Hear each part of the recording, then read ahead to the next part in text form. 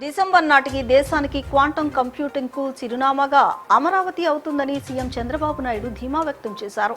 YCP ప్రభుత్వంలో జరిగిన అరాచకం గతంలో ఎప్పుడు చూడలేదని విమర్శించారు. సంపద సృష్టించడం చాలా సులభతరమన్నారు. దేశానికే మెడికల్ హబ్ గా హైదరాబాద్ తయారైందని తెలిపారు. కృష్ణా జిల్లా గన్నవరం నియోజకవర్గం వాపులపాడు మండలం కాకులపాడు గ్రామంలో వెలిసిన శ్రీ బీరప్ప స్వామి దేవస్థానం ప్రతిష్ట మహోత్సవం అంగరంగ వైభవంగా జరిగింది. ఈ సందర్భంగా తొలుత నూతనంగా ప్రతిష్ఠించిన శ్రీ బీరప్ప స్వామి వారిని మంత్రి సవిత, ఎమ్మెల్యేలు యార్లగడ్డ వెంకట్రావు, చింతమనేని ప్రభాకర్ దర్శించుకున్నారు. అనంతరం ప్రత్యేక పూజలు నిర్వహించి స్వామివారికి నైవేద్యాన్ని సమర్పించారు. కురుమ సంఘ పెద్దలను, వీరప్పస్వామి దేవస్థాన కమిటీ పెద్దలను, పుణ్య దంపతులను కలిసి సన్మాన కార్యక్రమంలో పాల్గొన్నారు.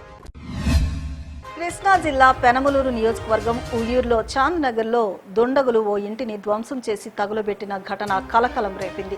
ఈడే ప్రసాద్కు చెందిన ఇంటిలోకి తాళాలు పగులుగొట్టి ప్రవేశించిన గుర్తు తెలియని వ్యక్తులు ఫర్నిచర్ను ధ్వంసం చేసి నిప్పంటించినట్లు బాధితుడు తెలిపారు. 3 రోజుల క్రితమే గృహప్రవేశం చేశానని, మరో 2 రోజుల్లో ఇంట్లోకి రావాల్సి ఉండగా ఈ ఘటన జరిగిందని వాపోయాడు. సమాచారం అందుకున్న పోలీసులు డాగ్ స్క్వాడ్తో కలిసి దర్యాప్తు చేపట్టారు. ఈ ఘటనలో సుమారు 10 లక్షల రూపాయలు ఆస్తి నష్టం జరిగిందని, నిందితులను పట్టుకుని తనకు న్యాయం చేయాలని బాధితుడు కోరారు. 10వ తరగతి పరీక్షల్లో మున్సిపల్ పాఠశాల విద్యార్థులు అత్యుత్తమ ప్రతిభ కనపరిచారని ముత్యాలంపాడు షిరిడి సాయిబాబా మందిర సభ్యులు తెలిపారు. ఈ ఏడాది 1257 మంది విద్యార్థులకు పరీక్షా ఫీజులు చెల్లించగా అందులో 79 మంది 550కి పైగా మార్కులు సాధించడం ఆనందంగా ఉందన్నారు.